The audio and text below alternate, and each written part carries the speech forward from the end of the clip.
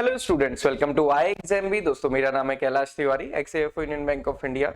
दोस्तों अपनी आज की इस वीडियो में हम डिस्कस करने वाले हैं एक बहुत ही common query regarding the NABARD 2022 notification.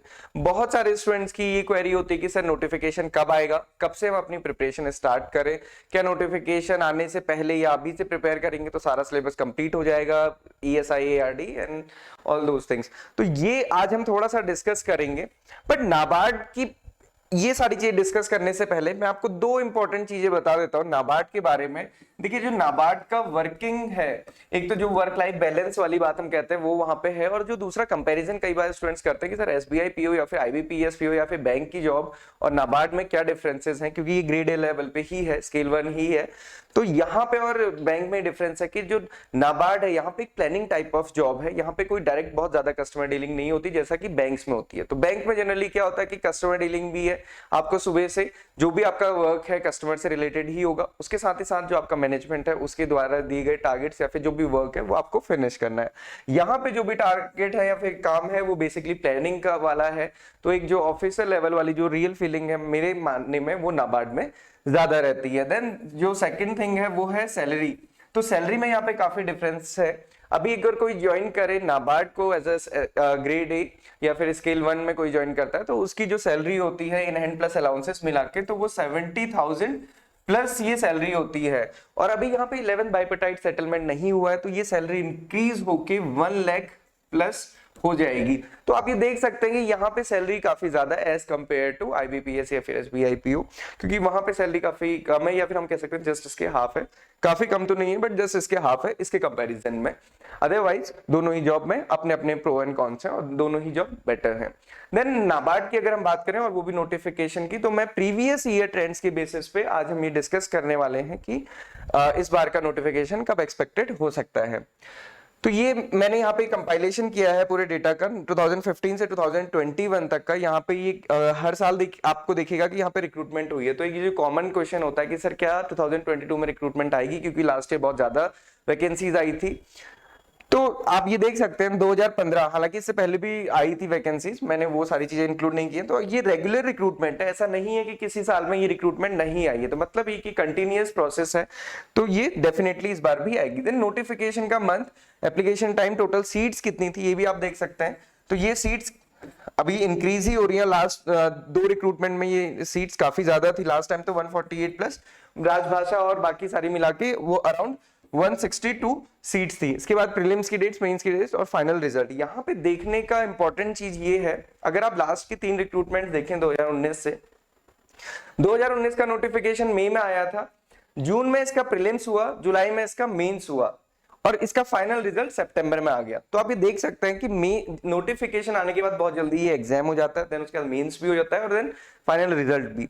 इसके बाद सितंबर में ये कंप्लीट हुआ, तो अक्टूबर, नवंबर एंड दिसंबर 3 महीने बाद 2020 का नोटिफिकेशन आ गया। मतलब 3 महीने के बाद, एक रिक्रूटमेंट साइकिल पूरी होने के 3 महीने बाद 2020 का नोटिफिकेशन आ गया। 1 जनवरी को ही उसका जो बेसिक नोटिफिकेशन होता है न्यूज़पेपर में वो आया था। तो जनवरी में ये नोटिफिकेशन आया, फरवरी में इसका एग्जाम हुआ, बट यहाँ पे कोविड कंडीशन की वजह से ये बहुत ज्यादा लंबी रिक्रूटमेंट चली। तो फरवरी में इसका एग्जाम हुआ था, देन सितंबर में मेंस और फरवरी 2021 में फाइनल रिजल्ट आया। आप यहाँ पे देख सकते हैं कि फरवरी 2021 में रिजल्ट आने के बाद 2021 की रिक्रूटमेंट जुलाई में आई। तो मार्च, अप्रैल, मई, जून, मतलब 4 महीने के बाद ये रिक्रूटमेंट आई। तो आपने यहाँ देखा कि जो पहली रिक्रूटमेंट थी वो 3 महीने के बाद और दूसरी 4 महीने के बाद। तो जनरली अगर आप प्रीवियस ट्रेंड भी देखेंगे तो 4 से 5 महीने ही उसमें डिफरेंसेस रहते हैं कि एक रिक्रूटमेंट के बाद दूसरी रिक्रूटमेंट होने में। तो अभी 2021 वाली रिक्रूटमेंट अगर हम देखें, जुलाई में नोटिफिकेशन आया था, सितंबर में इसका प्रीलिम्स हुआ, नवंबर में इसका मेंस और अभी इंटरव्यू जस्ट फिनिश हुए हैं मार्च एंड में। और अभी एक्सपेक्टेड है कि अप्रैल एंड तक, अप्रैल 2022 या फिर मई में इसका रिजल्ट आ जाएगा। देन अगर आप मई से देखते हैं तो मई, जून, जुलाई, अगस्त, तो जुलाई, अगस्त या सितंबर में ये नोटिफिकेशन 2022 का आ जाएगा। तो अभी ये हम ये कह सकते हैं कि बहुत ज्यादा टाइम तो नहीं है बट बहुत कम टाइम भी नहीं है। आपके पास सही टाइम है अगर आप अभी से स्टार्ट करते हैं तो, क्योंकि नोटिफिकेशन आने के बाद 1 से 1.5 महीने में प्रीलिम्स हो जाता है, देन उसके 1 से 1.5 महीने में मेंस हो जाता है। तो आपको दोनों के लिए बहुत ज्यादा टाइम नहीं मिलता है नोटिफिकेशन आने के बाद। और नोटिफिकेशन आने के बाद आप देखते हैं कि एक अलग टाइप का प्रेशर भी क्रिएट होता ही है।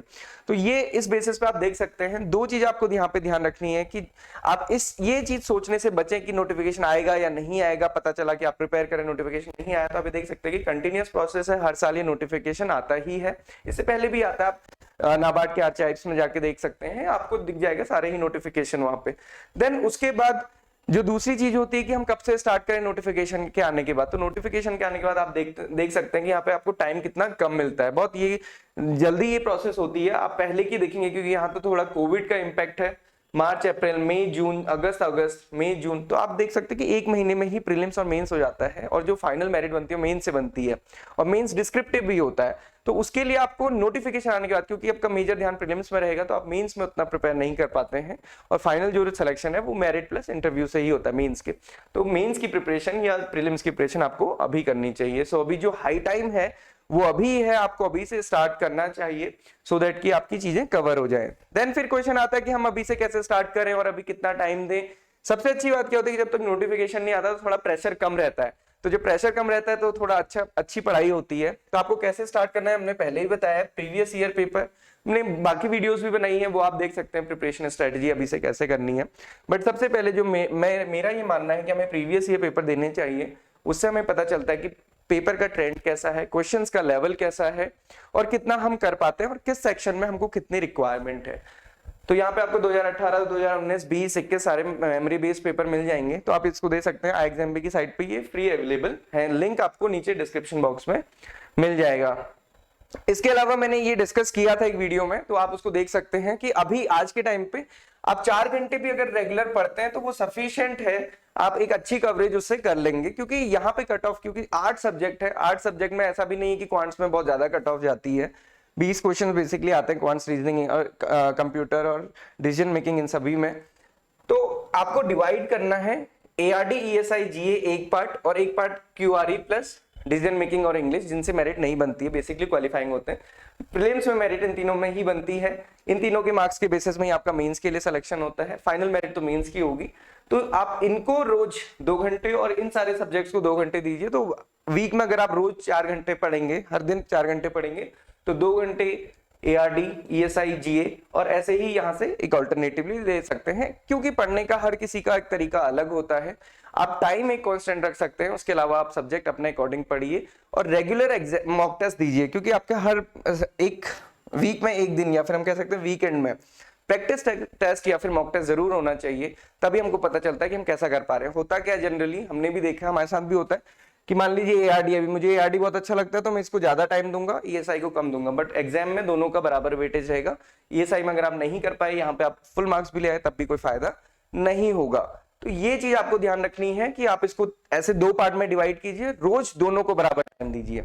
ऐसा नहीं करना है कि पहले पूरा ARD कंप्लीट कर दिया फिर पूरा ESI कंप्लीट कर रहे हैं, इस टाइप की चीजें नहीं करनी है। और एक चीज जो मैंने पहले भी बताई थी, वो वीडियो आप देख सकते हैं कि सिलेबस की कवरेज कैसे, तो वो BSc एग्रीकल्चर का सिलेबस ना पढ़े, नाबार्ड में बहुत बेसिक क्वेश्चंस आते हैं, वो हमने एनालिसिस पहले भी किए, तो उतना डीप ना जाए। देन आपको मॉक टेस्ट जो हमने बताया कि IXMB की साइट पे फ्री मॉक टेस्ट मिल जाते हैं, और जैसे आपको रेगुलर चेक करना है तो आप ये मॉक टेस्ट को दे सकते हैं, और इस मॉक टेस्ट को आप री अटेम्प्ट भी कर सकते हैं। आपको काफी सारे मॉक टेस्ट दिख जाएंगे, आप इसको विजिट कर सकते हैं। देन अगर आप ये प्रिपरेशन IXMB के साथ करना चाहते हैं तो आप हमारे कोर्स में एनरोल कर सकते हैं। IXMB के पास एक्सपर्ट फैकल्टी है, आप देख सकते हैं CP मोहन सर, जो एक्स CGM रिटायर्ड है नाबार्ड से, वो एक एग्रीकल्चर ग्रेजुएट ही थे, उन्होंने MBA इन ABM किया हुआ है। Then professor Birendra Kumar sir for the guidance. CP Joshi PhD agriculture extension है, इसके बाद उन्होंने AGM ex AGM RBI retired है। Then doctor Sanjeev Sharma PhD IIT Kanpur से, और सर ने सर्व किया है तो CGM RBI में। देन श्वेता मैम है, Arunima ma'am ex manager SIDBI, सुशील Ragade sir ex manager RBI और ESI की एक जो हम कह सकते हैं ना क्वालिटी वाली फैकल्टी, वो Sushil Ragade sir. Then Namrata Sharma ma'am, Prachi Agarwal, Kailash Tiwari, Vidika and Anshul.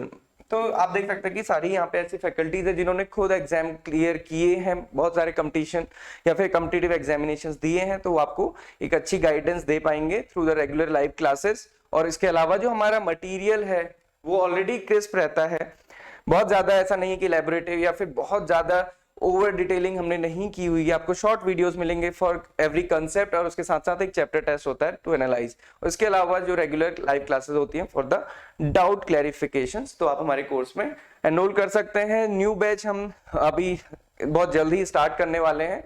Although new batch पे कोई बहुत ज्यादा डिपेंडेंस नहीं है, क्योंकि जब भी आप एनरोल करते हैं आपको सारी चीजें वहां पे मिलती हैं, सारी videos according to the NABARD syllabus specifically for the ARD and ESI, सारी वीडियोस, नोट्स और उसके साथ साथ चैप्टर टेस्ट, तो आप कभी भी उसमें एनरोल कर सकते हैं। इसके अलावा आपकी कोई भी क्वेरी है तो आप हमें इस मेल पे या फिर इस फोन नंबर पे पूछ सकते हैं। सब्सक्राइब जरूर कीजिएगा हमारे चैनल को, सो दैट कि आपको आने वाली वीडियोस मिलती रहें। Thank you for watching this video and have a good day ahead.